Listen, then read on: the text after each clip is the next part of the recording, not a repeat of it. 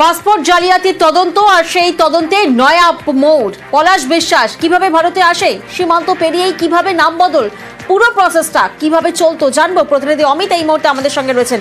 অমিত, কিভাবে এই পলাশ বিশ্বাস যে সীমান্ত পেরিয়ে একেবারে অন্য নাম নিয়ে একেবারে ভুয়ো রেজিস্ট্রেশন, রেজাল্ট কার্ড সবকিছু বানাতো?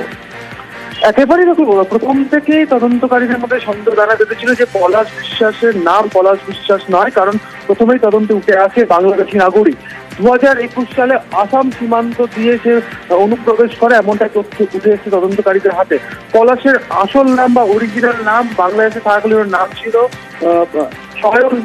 চয়ন বড়ুয়া, এবং আসাম বর্ডার হয়ে সে সীমান্ত পেরিয়ে এদেশে ঢোকার পর দিল্লি, চেন্নাই ও কলকাতায় বিভিন্ন সময় 2021 সালের পর থেকে সে কাজ করতে শুরু করে। সাম্প্রতিককালে তার বিদেশ যাওয়ার প্রয়োজন হয়।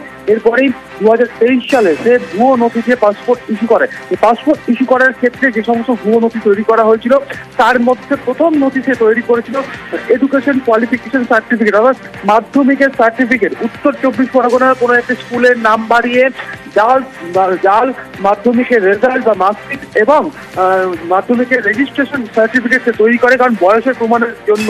এবং মধ্যশিক্ষা পর্ষদ থেকে খোঁজ নিয়ে পুলিশ নিশ্চিত হতে পারে যে এই সমস্ত সার্টিফিকেট, অর্থাৎ রেজিস্ট্রেশন সার্টিফিকেট এবং মাধ্যমিকের মার্কশিট বা রেজাল্ট, এগুলো ভুয়ো বা জাল।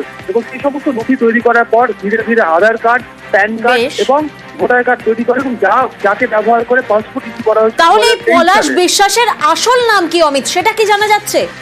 পলাশ বিশ্বাসের আসল নাম চয়ন বড়ুয়া, বাংলাদেশের কক্সবাজার জেলার বাসিন্দা, এমনটাই তথ্য উঠে আসছে। সেক্ষেত্রে আসাম সীমান্ত হয়েছে ভারতে প্রবেশ করে, এই তথ্য কিন্তু এখনো পর্যন্ত উঠে তদন্তকারী আধিকারিকদের হাতে। এবং আসামে আসার পর, আসামে ঢোকার পর দিল্লি, চেন্নাই এবং কলকাতায় কাজ করছিল গত 3.5 বছর 4 বছর ধরে। বেশ, অর্থাৎ পলাশের আসল নাম জানতে এবার মরিয়া পুলিশ, জেরায় এখনো মুখে কুলুপ পলাশ বিশ্বাসের।